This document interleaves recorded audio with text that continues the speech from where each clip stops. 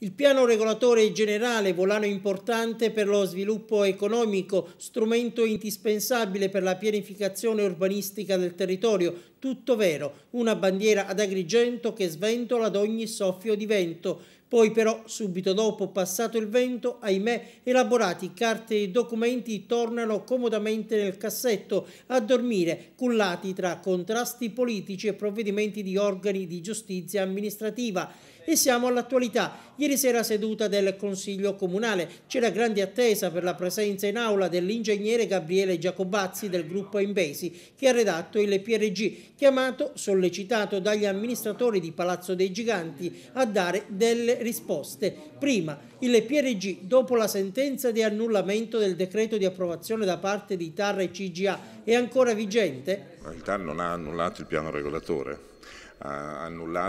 avrebbe espresso un parere negativo sull'emissione e sui tempi di emissione del decreto. C'è però una circolare regionale successiva che spiega bene che i tempi a disposizione della Regione non sono quelli utilizzati dal TAR per il suo provvedimento.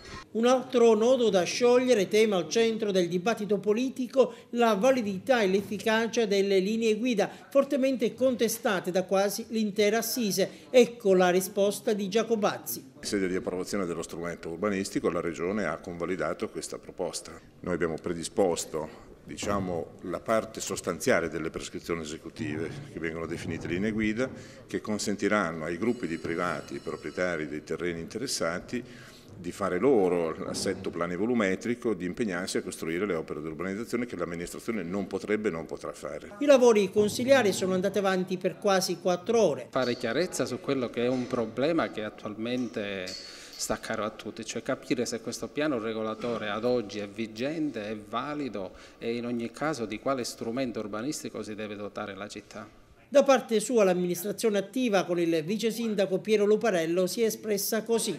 Questi dubbi, se risulteranno essere effettive osservazioni tecniche al piano regolatore o alle linee guida, saranno prese in esame dai tecnici che hanno redatto sia il piano che le linee guida.